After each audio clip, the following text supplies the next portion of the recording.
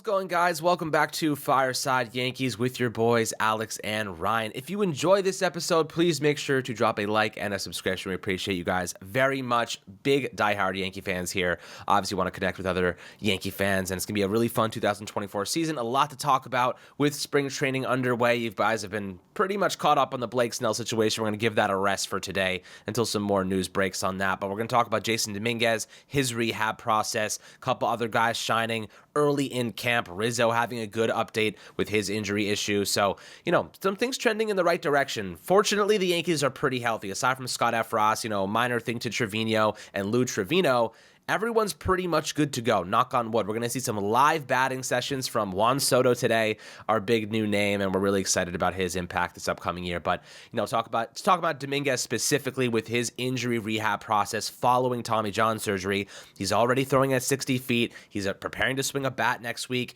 This is a player who could have a significant impact on the Yankees' long-term success. We know he's just turned 21 years old. He's hit a home run off Justin Verlander. We've seen the tangible qualities, Ryan. Before we dive into it, how you doing today, my friend? I'm doing great, man. Jasson Dominguez. There is not enough we could say about the talent that Jasson Dominguez possesses. We've talked about him as a prospect. We've talked about him last spring training. We've talked about him as a major league player. This is a guy who has done nothing but rake. This is a guy who's done nothing but impress. This is a guy who's done nothing but rise to the occasion. Something that I, have gotten consistently just heard from everybody, whether it's, people I've talked to who closely follow the Yankees minor league organizations, people who are fans of the team, people who are closer with the organization. Everything about Jasson Dominguez is he's this calm, cool, collected, and most importantly, confident outfielder. I talked a lot about, his offensive skill set, great plate discipline, great feel for the zone, good contact skills, really good game power and raw power. But the thing that I think that we really need to talk about in terms of the intangibles are the confidence. This is a guy who believes in himself more than anybody else does. And that's a good trait to have. People always talk about arrogance, cockiness, overconfidence for young players. Being a little too confident is definitely better in my eyes than being a little too underconfident. We're talking about a game where you need to succeed, and if you don't tell yourself you can succeed, that's not going to happen, right? Like you can't tell yourself, I'm not going to succeed, I'm not that good, and then expect great results. I think humility is a big part of what makes somebody a good person, sure, but when it talks about what makes somebody a good ball player, confidence, the ability to believe in yourself, to stay cool, collected. The guy gets promoted, goes to Houston, is probably told by every single coach in AA, AAA, and the major league level, everybody who called him probably told him something along the lines of, hey, don't get too big, let your swing get too big, don't get too nervous, it's okay if you struggle. And what did he do on his first swing? He sends a Justin Verlander fastball outer part of the plate to the opposite field. He didn't pull a home run. He hit it the other way. He took the pitch where he got it. It was an unbelievable at-bat. Then you have the one against Javier later on in that series where he crushed the ball. And if you watch some of those at-bats, he had just missed hitting another home run in that series in various situations there. Then you look at the other games he played at Yankee Stadium. He's finally playing in the Bronx. There's a lot of pressure. And guess what he does? He hits 2 more home runs. And you look at the swing decision and you go, all right, the big thing that, young players struggle with are swing decisions. They're either too passive or too aggressive. What did Jasson Dominguez do? Make unbelievably great swing decisions. This is a guy who has done nothing but perform. This is a guy who has done nothing but excel and rise to the occasion. This is the kind of makeup in a prospect that I look at and say, I believe that the talent's going to translate. Like, I have an unbelievable amount of faith and confidence in Jasson Dominguez. I'm not trying to peg an MVP caliber, expectation here. I don't think he has to win MVPs to be a success. I'm just saying I think he'll be a good ball player.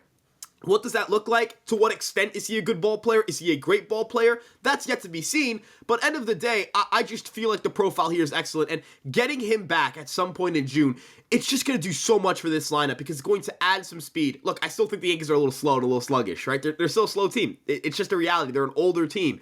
And number two, I think it gives them more clarity for the future. The Yankees have a lot of free agents coming into 2025. Soto, Glaber, Verdugo, they have Ferguson, Loaizaga, Canley, Holmes. That's half of your bullpen. That's not even mentioning what if Rizzo's club option, what if they decline it? You need to find a first baseman now. Looking at, your rotation, Cortez will be an impending free agent after 2025. You only have 2 more years of him. You have to look at your roster and go, a lot of these guys are not going to be here in the near future. You know, a lot of these guys are off the payroll and off the team after at least 2 or 3 years. So you have to start asking yourself, who's going to start replacing these guys? What is this team going to look like soon? And that's where a guy like Jasson Dominguez comes to the fold, because he has the opportunity to be a mainstay, a cornerstone for this franchise, and create fewer question marks. And also, I know people talk about the outfield logjam. It's a good thing we have an outfield logjam, because that means if guys, develop and become solid ball players, you can trade them. You can go get things you need in return for them. Look at what the Orioles did. They had a surplus of infielders, so they were able to trade Joey Ortiz. They had a surplus of pitching prospects. They were able to trade DL Hall. They were able to convert 2 guys that they were not going to utilize heavily this year into Corbin fucking Burns, dude. Corbin Burns. Corbin Burns is a great pitcher. He's one of the 3 best pitchers in the world. Imagine if the Yankees were able to say, Pereira and Peraza, we're turning you guys into a top 3 starting pitcher. You know what I mean? The ability to develop talent, it's not a bad thing if you have too much of it, and you just hope all these guys can pan out. And in my opinion, I think Dominguez might be the most important one, because he has the biggest upside, potentially. I mean, look, you said it best there. The best problem to have is too much talent at any position, guys. It gives you opportunities to trade in the future if need be. It gives you opportunities to supplement injuries or inconsistencies. And guys, the Yankees outfield last season underwent tremendous amount of adversity. And fortunately, this year we have a lot more depth, a lot more potential, and most of all, this gives us an opportunity to let Dominguez get to full health without rushing him back. Because think about it. If you don't get Soto, you don't get Verdugo, you're kind of looking at yourself right now saying, all right, like, who's playing left field for us? Like, who's going to help us in the, you're asking Dominguez to now expedite that process, probably skip, a little bit of minor league rehabilitation, and jump right into the mix and make an impact on a team that wants to win a World Series this year. That is a massive ask. That is very optimistic. So fortunately, we didn't go down that road. Now we can let him rehab, go back to AAA, get some bats under his belt, and then obviously return back to the Yankees, a player that's ready to make an impact, not hoping to make an impact. So I feel as though that kind of perspective is a little bit better. And at the same time, you kind of look at, I guess, the future of what the outfield may look like. Considering the fact the Yankees have 2 players, Soto, Verdugo, who are on 1-year contracts, essentially. They're in the last year of arbitration. So having Dominguez fully healthy, Spencer Jones also climbing the system, the Yankees have some insurance policies in place in case either of those 2 guys leave, which is exactly what they wanted. This outfield, and by the way, if there's any reason to give Cashman a little bit of credit, he turned over one of the worst outfields I've seen for the Yankees in a long time into one of the best units overnight. Like, that's really what just happened here. Dominguez, Judge, I mean, you could throw Stanton into the mix there. I don't really value him in that regard as a defensive piece, but, looking at Dominguez, Judge, Spencer Jones, Alex Verdugo, and Juan Soto, that is one of the, if not the best offensive outfield in baseball. And that happened overnight. Last year we had Harrison Bader, Oswaldo Cabrera, and Aaron Judge starting on opening day. So I don't even know if Harrison Bader did start on opening day. I don't even remember. So it's like, I feel like we'd made a big change there, big shift in overall talent. So excited about the potential. We'll see what, the fruitions and we'll see the fruits of that this upcoming season, obviously. But, looking at some other kind of headlining, I guess, ideas and storylines over the next couple days, we're going to see a lot of these batters start to get more live at bats against bullpen sessions. We saw Ben Rice, we saw, Carlos Narvaez, we saw a couple of guys get opportunities against Marcus Stroman yesterday. Stroman looked pretty good. He was mowing down some of those minor leaguers, and I think Austin Wells smacked a home run off of him to right field. Absolute cannon. I don't know if you guys saw that video. The sound off of Austin Wells' bat is something beautiful. It really was just freaking beautiful. Maybe it was against Ron Marinaccio. I forget who it was, but Austin Wells, man, this guy. By the way, Ron Marinaccio's fall off has been something of urban legend. Like, what the hell happened to that guy? He was once considered a premium arm in our bullpen. Now I don't even know if he cracks the roster.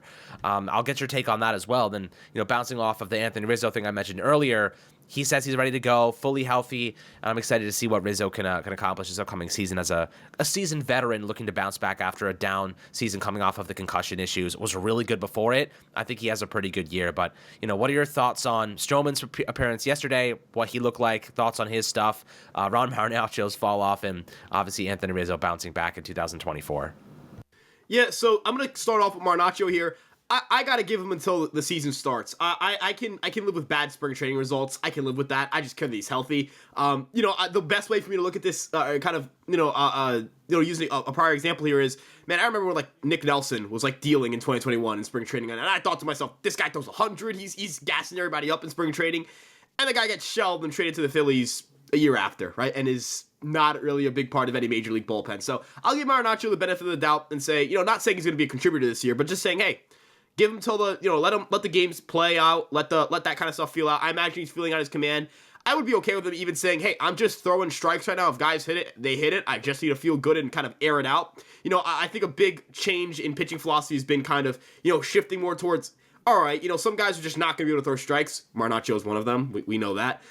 Just throw your best stuff and just kind of pray that your stuff can overpower guys. Last year it didn't happen for Marinaccio. The year before it did. And, we have plenty of relievers who kind of do that same thing. Again, Holmes is kind of the best example of, hey, here's a 98-mile-an-hour sinker. Just try to hit it. You can't. You know what I mean? But as it pertains to Marinaccio, it's a wait and see. I'm not fully sold on him either way yet. But I'm obviously looking at the Yankee bullpen depth and saying, he's going to have to really earn his spot. There are some guys at the minor league level, and some guys they brought in on non-roster invites that are certainly interesting. Nick Birdie is one of them, and he's the guy who's impressed them. Throws, 100 miles an hour, just straight cheddar. If you guys haven't looked at his stuff, first and foremost, I did a video yesterday, and he was part of that list of 3 players, so you'll see some clips of him throwing there, and I'm telling you, the stuff truly is mesmerizing. But going back to some of the other storylines here, Wells and Stroman seem to be bonding pretty well. That could be a battery. I actually kind of thought Trevino would make more sense for Stroman, but Trevino's hurt, and, we've talked about this with Ramirez. Augustin Ramirez is like, hey, look, when guys are hurt, catchers get an opportunity to, get a cheat and get an advantage, working with different pitchers. I'm not saying this to say that, Jose Trevino being hurt is something that he can control or anything like that. I'm just more so saying Austin Wells is taking advantage of an opportunity here. That's an opportunity, right? He got the first crack at working with Stroman. He might end up being Stroman's catcher. That might get him more opportunities to play. Now you've got Rodon, now you've got Stroman, and you might even have Schmidt, who all prefer or at least enjoy throwing to Wells. That might give him an advantage in the starting catching battle. I don't think Jose Trevino is going to look at that bitterly and go, oh, how am I not starting this and that? I think Trevino and Wells are going to have a phenomenal relationship, and these two are only going to improve each other. And I'm so excited to see these two play alongside each other as the catching tandem. I know you've mentioned this before, and I want to second it. I think they really have the opportunity to be one of the better catching duos in baseball, especially considering they play off of their offensive strengths really well. This might allow the Yankees to also go with a strong platoon. I believe, Cole even threw to Austin Wells yesterday, so that's an interesting storyline to follow. He didn't go, all right, throw Wortvet back there. I'm not throwing to Wells, because Wortvet is still here. Like, let's not forget, Cole's second guy is still in the building, so I found that a little interesting. As it pertains to Rizzo, I think Anthony Rizzo can certainly have a bounce back here. I'm very excited to see how he performs. I think right now, you're just looking at the focus, the drive at this team right now. Look, guys are going to get hurt. Some things are going to happen that aren't going to go our way between now and opening day. And there are going to be days where we're going to be like, damn, if things look really good for the Yankees or not. But it's a long season. You've got to, can't get too high, can't get too low, but the focus and drive on this team looks remarkable. A lot of guys look like they're in great shape. It just feels a little different. And I hate to say that because I know it's going to come off as, oh yeah, it's just the best shape of your life talk. I mean, Alex, maybe I'm delusional, but the energy right now feels a little bit different. This team, the quotes, Cashman basically saying, yeah, I think the injuries, some of them last year because some guys didn't show up to camp, they show up to camp and they start to ramp up there. Cortez has been in Tampa since, Christmas, right? Rodon's been there for months. Judge, the guys, they've all been down there. We talked to Warren, he was down there in like January, you know what I mean? The guy might not even make the team. The Yankees seem to be a little more like, hey, we need to be on top of everybody. There seems to be more accountability. There just seems to be a little more like, guys, we need to win the World Series this year. Like, this is what happened last year is unacceptable, and we're setting a new standard as to what accountability looks like in the organization. Well, I think you said it best when you said that there's a different feel, and I would agree with that. And, we ask ourselves, why is there a different feel? Well, there's 2 things. I think there's 2 really big things. One, the front office showed them that they're committing to trying to win a World Series. You don't go out and you get Juan Soto unless you're like, yeah, we're trying to win a championship this year. Either you get on the board or you get the hell out. That's kind of the take that I have right now because, look at Stanton. We haven't seen that guy put in that much work in ages. He dropped like 30 freaking pounds. He looks like the best he's ever looked in terms of his mobility and flexibility. You look at some of these guys, the work ethic they're putting in. The second thing is, I think they have a whole new crop of leadership entering that building. It's not just Aaron Judge trying to rally the troops anymore. Anthony Volpe is a leader, my friends. Austin Wells is a leader. They have some young people in that room that are bringing everybody together. And listen to me. I think that when you have the veterans, like, you have Aaron Judge, he shows up early, does his due diligence, he does everything right.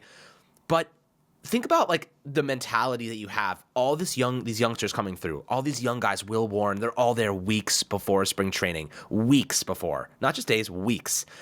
And all the veterans are like, damn, like these guys all want to win a championship. Like these guys are coming into ball. These guys are coming into work. These guys want to get ahead of the curve. Like maybe I'm going to follow them. Like maybe I'm going to go and follow these guys. And some of those veterans started to show up a little bit early. And suddenly you're like, hold on a second. Like, this isn't just Aaron Judge leading the team. This isn't just Aaron Judge being the captain. You have a new crop of leadership developing at the bottom of this team right now. You know what I mean? The future of this team is led by a young core of guys that aren't just there to play. They're there to lead. They're there to win. You know what I mean? It's a mentality shift that you're experiencing. It's not like the Yankees showed up. They have a bunch of really great players, because we know that to be true. It's these guys showed up early, and these guys are showing up every day, and these guys are working on their bodies, and these guys are doing everything they can to be in tip-top shape. They're not just going through the motions. They're putting in the extra work ethic, right? That's a personality change. That's a monumental shift in mentality and perspective. And I think it's being led by these young guys. I don't think this is an older group of guys coming. I think Cashman pressed the right buttons, though. You know what I mean? Like, you heard Stanton say yesterday or 2 days ago, well, he knows my reaction to that when he called me out for being injury prone. I think Cashman was pushing buttons, man. I think Cashman was twisting arms. That was a calculated thing to say. He was trying to piss Stanton off. He was trying to say, man, I'm paying you $98 million until 2028. You better be putting the damn work in. You better be doing whatever you can to win a championship. We brought you in and paid you $32 million freaking dollars to be an elite player. Why are you not elite? That's your problem. We can't go up there and hit the ball for you. You got to go do that. So, I think that this is a shift, a mentality shift. They're pressing the buttons. They're bringing in young leaders. They're showing these veterans, hey, if you don't want to play, we got a young crop of studs ready to take your positions. Hey, Spencer Jones, you want Giancarlo Stanton's role? Hey, Oswald Peraza, you want to steal the starting second base shot from Gleyber Torres long term? These jobs are yours to take. This is an opportunity for some of these guys. And we saw Anthony Volpe last year. These young guys want it. They want these jobs. Austin Wells, he wants Jose Trevino's job. As much as Austin Wells looks like a friendly guy, I can guarantee you he wants to be the starting catcher for the New York freaking Yankees. He doesn't want Trevino stealing his reps. He wants to be starting every single day. These older guys, they know their jobs are on the line right now because there are young studs coming up through the system that want it more than them. So I think that that's a mentality shift that we're feeling. And this is a different baseball team because we're not 38-year-old Josh Donaldsons anymore. We're 22-year-old Jasson Dominguez. We're 21-year-olds. These guys want it. And the new crop, I'm excited about this. Look, we don't know if they're going to pan out, but I'll sure as hell tell you one thing. They want it more than some of these older guys. And these older vets, they're starting to feel that pressure. And I think that mentality is good for everybody. Competition is good for everybody. And ultimately, it's going to breed to more wins in a regular season because these guys are going to want it when the playoffs come around. It's not going to be like, we're good enough to get by. They're going to be like, no, we got to play as a team. They got to come together. So, I feel like right now I'm sensing that shift that you are, but because of that different mentality, not because of the talent overall. Yeah, if there's one thing I wanted to add on before I wrap up here, Alex, you mentioned guys like Judge and Cole being down there. How can you as a player, if the leader on offense and the captain of the team and the leader of the pitching staff are down there, what excuse do you have for not being at work, right? Like that's kind of the mentality. That's the message it sends, right? When Judge is down there, guys go. Right? Guys are going to be there. I'm not saying this is players are so lazy, this and that. I'm going to be honest with you guys. I'm not in the physical shape they're in. I cannot sit here and say my discipline even sniffs the most lazy Major League Baseball player. But I'm more so saying, it sends a message. I think, there's a different feel, right? You have to, if your captain is down there and you're not down there, it's kind of like, it doesn't feel great. I'm not saying that the players who didn't show up to Tampa, specifically at the Yankees facility, weren't working hard. Like, Stanton was at the Yankees facility all winter, and he worked his tail off. Soto wasn't there all winter, and we found out, earlier today, he was working with Jackie Bradley Jr., working on his defense. You know what I mean? So, these guys are hard at work. These guys are doing are really they're taking the strides to improve. Nobody showed up to camp and you're like, oh, they look a little, they look a little heftier, or they don't look, like game ready. It's funny because I remember Gleyber Torres talked about this, I think, on the R2C2 podcast about a year or two ago. And he was talking about, hey, I showed up to camp in 2020 and, I wasn't in the best shape. I was kind of like, it was the COVID year, didn't show up in the greatest shape in the world, and kind of had to ramp himself up, and it cost him a little bit. He didn't have a great year that year. And I look at his work ethic now. Gleyber's been working all off season. That guy he's come around, and he's, I know that there's always questions about his maturity, but you can't question that guy's maturity. He is the second most tenured guy on the Yankees behind Aaron Judge. And he is really taken that step forward. You saw Cabrera training there. James Rousing, the Yankees' new hitting coach, was actually there for a little bit, working alongside Judge, Cabrera. It's truly impressive. I just wanted to spotlight him specifically because that's a growth. I mean, that guy, he's really taken it upon himself to be, a veteran, right? A veteran at 27 years old. And he's really taken it to himself to be a great ball player. I mean, look what he did offensively last year. Those are strides that a veteran takes that only you have to work your tail off to cut your strikeout rates that much without cutting into your power. That guy's working hard. I think, looking at this roster, look at the guys they brought in, right? Soto, a very passionate guy. Stroman and Verdugo, I mean, if there's one thing, look, you don't have to like Marcus Stroman, there's one thing you cannot deny about that guy. That guy is a firecracker. That dude is, he can talk and he'll show off his personality. And honestly, I think that's a good guy to play for. Maybe not against, but to play alongside with. I think the players are going to eat that up. Verdugo, there are maturity issues there. I will certainly I'm not going to sit here and say there aren't maturity issues. But he's another guy who, he is brutally honest, right? There are a lot of guys here who are just, they're not afraid to be themselves. They're not afraid to say what they say, to say what they think, to, act how they want to act. And I think, yes, that could lead itself to a little bit of clashing heads with management. But I think that's a good energy for this team because, I'm going to be honest with you, Alex, it's embarrassing when you lose to the Astros in 2017, you lose to the Astros in 2019, and then you get swept by them in 2022, and you have a pitcher saying, that wasn't even a hard hit fly ball in regards to the 3-run home run that won the game for the Astros. You have a catcher talking about, luck, this and that. Look, I'm not saying luck doesn't play into baseball, but Alex, I wanted to throw up in my mouth when I heard that. You don't make up excuses when you're getting your butts kicked by a team that's kicked your butt and kicked the American League's butt for the last half decade plus, right? And this team doesn't seem like that kind of team. I'm not saying that there are guys who aren't built to win. I think everybody is built to win if you're in the major leagues, but I think there are certain guys who are better built for adversity. I think this team might be a little better built for that. Absolutely. And I'll throw in another variable here that I think will promote a much better team. Think about how many guys are in contract years. You know what I mean? Gleyber Torres, he wants to play out of his mind to get a big contract. Juan Soto, out of his mind. Alex Verdugo, out of his mind. These guys are all looking to have career seasons this year. 3 important pieces to this roster. So that should promote even better performance, right? They're going to be locked the hell in because they're trying to maximize their earnings long term. I think that's obviously a big part in players rising to the occasion and whatnot. And you know what? You talk about Alex Verdugo, rubbing heads the wrong way sometimes with the Red Sox. You want to know what cures that? I'll give you a pretty easy word to cure that. Winning. Winning cures freaking ridiculousness. You don't want people talking about the team. You don't want Aaron Hicks saying that Boone is messing up with the lineup and not using him right. You win baseball games. You play well. That's all it takes. Winning cures all. And the Yankees, my friends, have a winning team. They just have to do it, right? They have the talent. They have the mentality. They have the work ethic. Just have to win the damn games. We know they can. So that's going to be the process. Hopefully we can all stay healthy, warm up, ramp up into the regular season. We got you guys covered on the daily with your Yankees news. Appreciate you always. Make sure to like and subscribe, and we'll catch you guys on the next Fireside Yankees episode.